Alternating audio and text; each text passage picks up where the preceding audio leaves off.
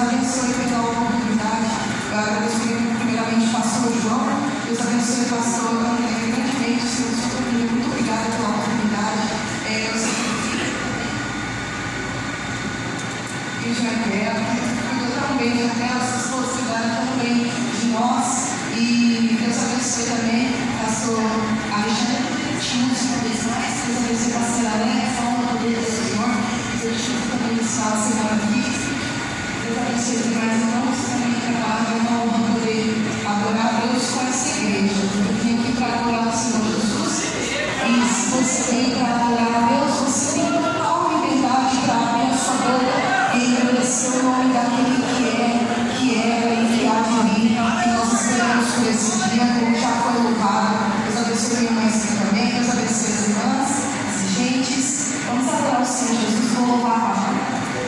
Glória a Deus. Aleluia.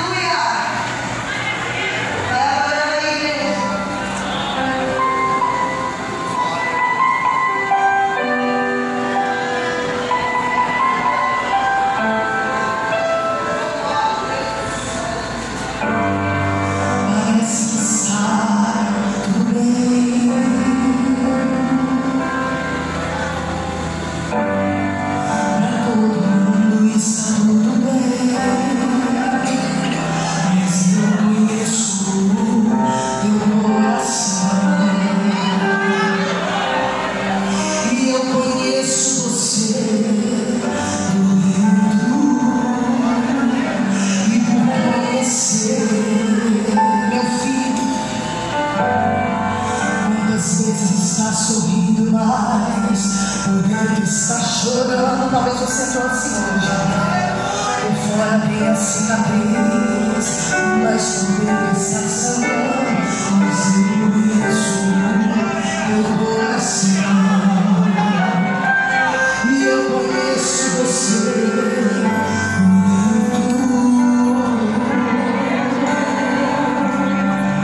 antes de começar a minha obra em sua vida.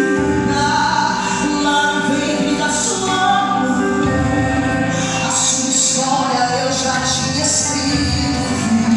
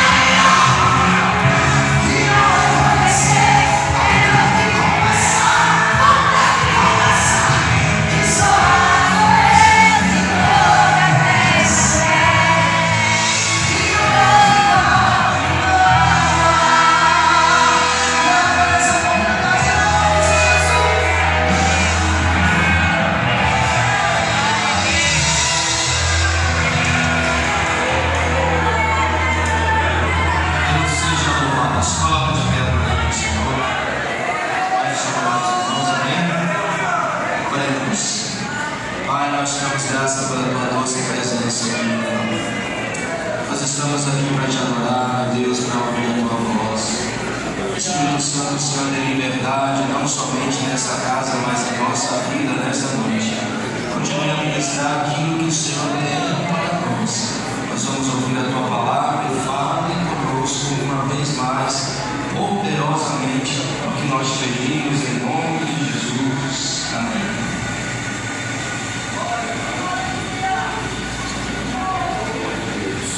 Glória a Deus.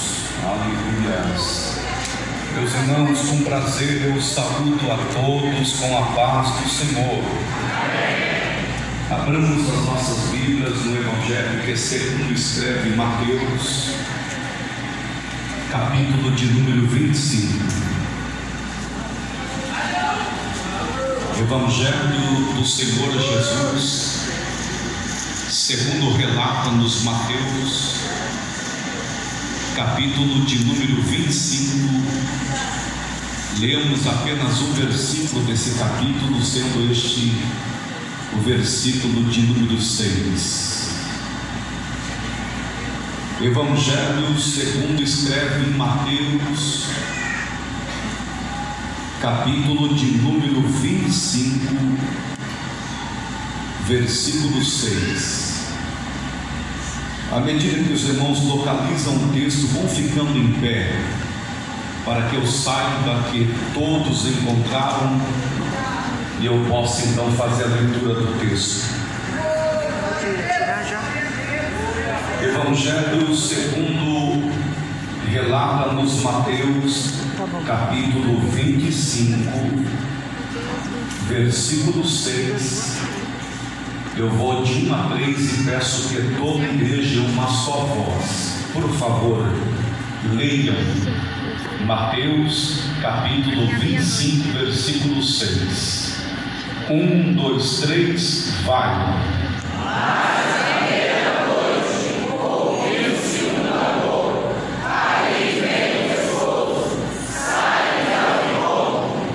Amém. Por favor, tome assentos.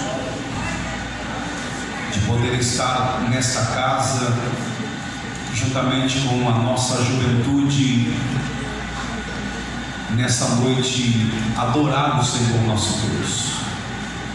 E eu quero então, nesta oportunidade, tributar a Deus e somente a Deus, e é claro, a mais ninguém, toda a honra, toda a glória, todo o louvor, toda a adoração, porque só Deus é digno, só Deus é merecedor, e somente a Deus nós tributamos toda a honra, porque Ele é bom e a sua bondade dura para sempre. Louvar a Deus nessa noite pela vida do nosso presidente, pastor João Agripino de França, na pessoa do muito digno pastor vice-presidente, pastor Lázaro, a quem tem apreço. Nós tivemos a oportunidade de cooperarmos juntos no campo de Sinop. Louvar a Deus pela vida do pastor André, pelo convite honroso, pela oportunidade ímpar.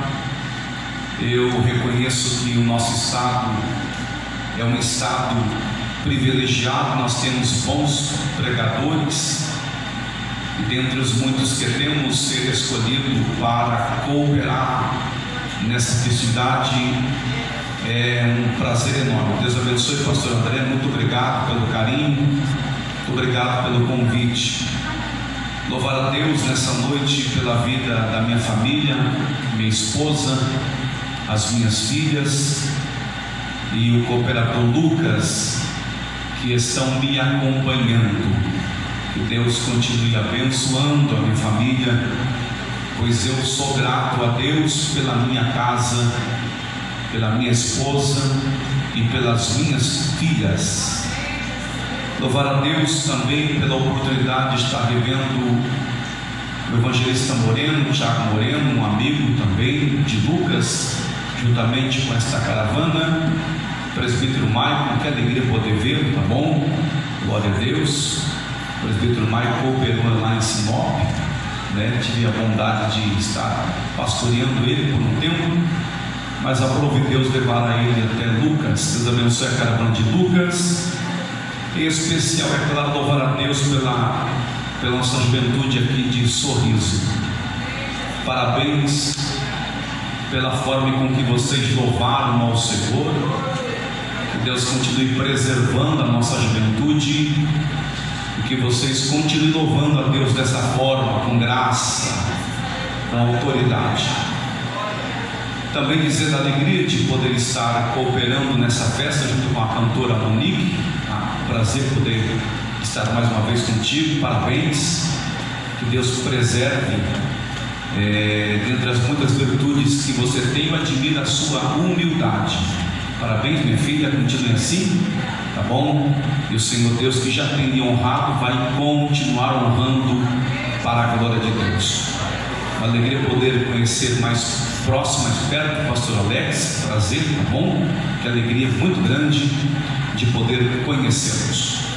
Meus irmãos, sem mais delongas, aproveitando o bom tempo que eu tenho para a exposição da palavra, peço que os irmãos dobrem a atenção.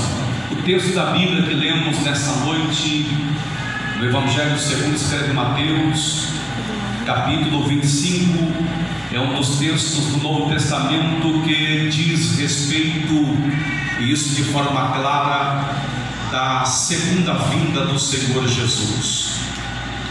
A segunda vinda de Jesus, como sabeis, está dividida em duas grandes fases. A primeira fase diz respeito ao arrebatamento e é para a igreja.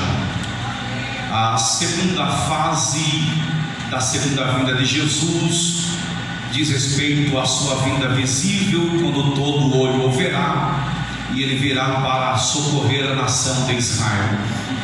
As duas fases da segunda vinda de Jesus está de forma categórica nos capítulos 24 e 25, que segundo escreve Mateus.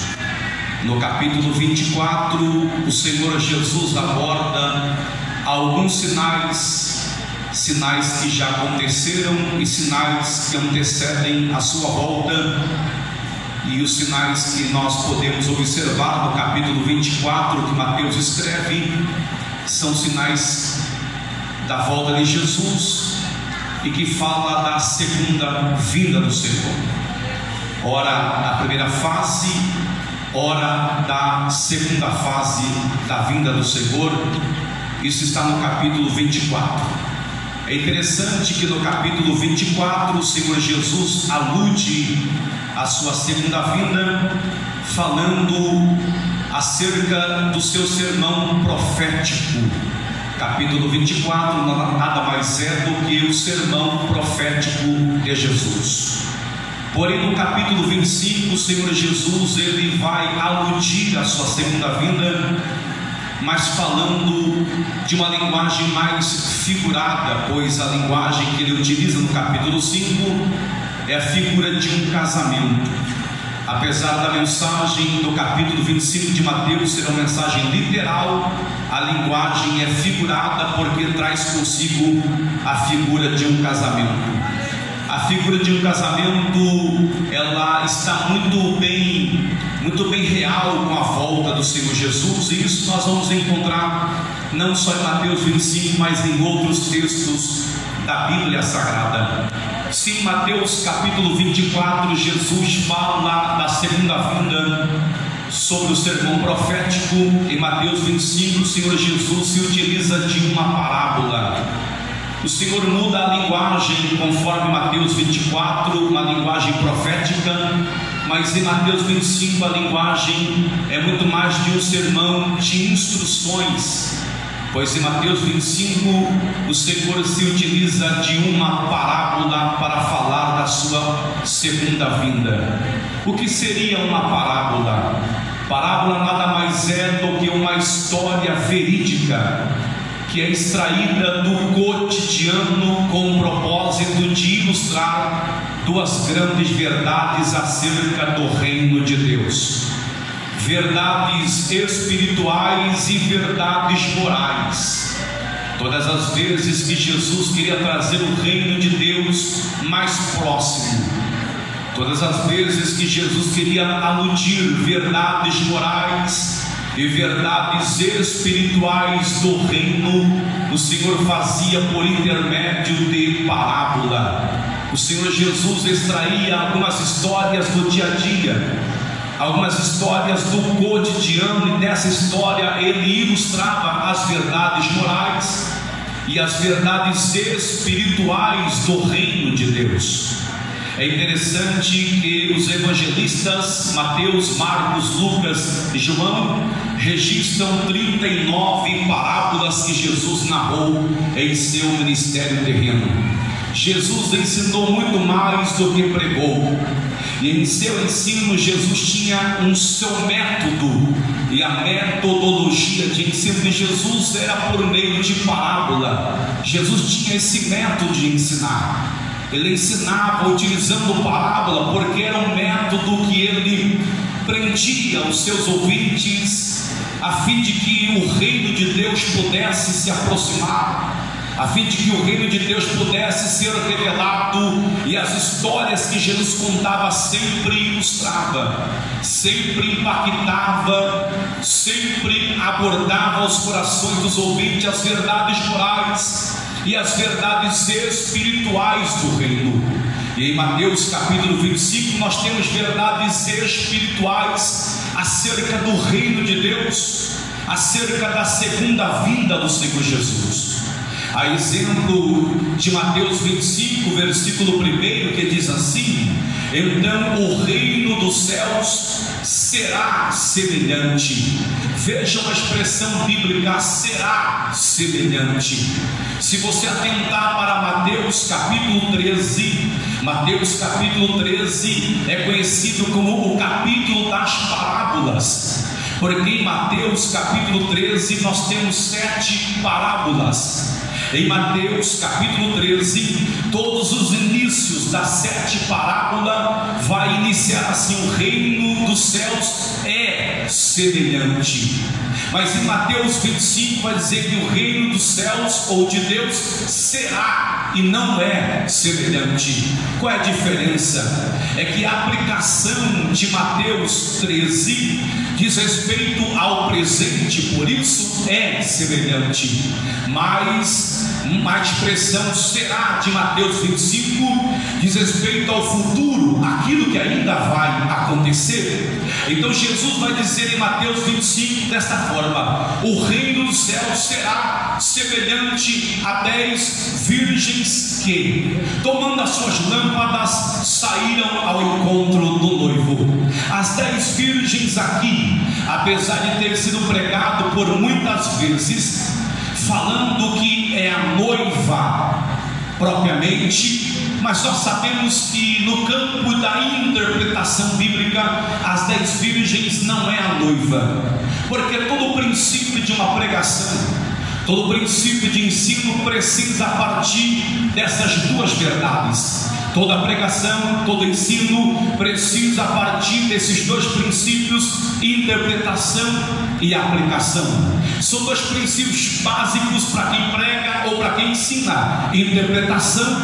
aplicação. Não se aplica nenhum texto da Bíblia sem antes interpretar, porque se você aplicar algum texto bíblico sem antes interpretar o texto, você pode forçar o texto, dizer o que o texto não quer dizer.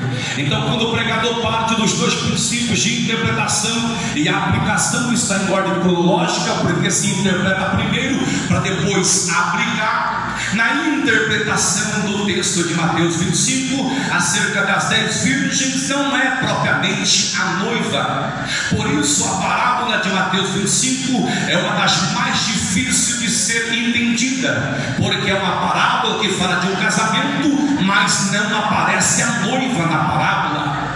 Logo, as virgens propriamente no campo da interpretação não é a noiva, mas são damas de honras, São donzelas porque na cultura judaica era comum que toda noiva tivesse algumas damas de honra, algumas donzelas que auxiliavam no seu preparo, no seu atavio para o dia do seu casamento. Essa verdade se encontra no Salmos 45. Se você ler os Salmos 45, especialmente os versos 9, 11, 12 e 13, você confere esta verdade, porque o Salmos 45 era cantado em épocas de casamento na cultura judaica. Bom, se no campo da interpretação as virgens não é propriamente a noiva, mas são damas de honra, no campo da aplicação a Bíblia me dá direito a aplicar as virgens à igreja, devido aos fatos do texto, mas devido ao que diz a Bíblia Sagrada. Na segunda carta aos Coríntios, capítulo 11, versículo 2, a Bíblia diz assim: eu estou zeloso de vós, com o zelo de Deus, para vos apresentar como uma virgem pura, a saber, a um marido Cristo propriamente. Então, no campo da aplicação, a Bíblia me dá direito a aplicar as virgens à noiva. Por quê? Porque as virgens, ela traz consigo uma castidade. Virgem é pureza, virgem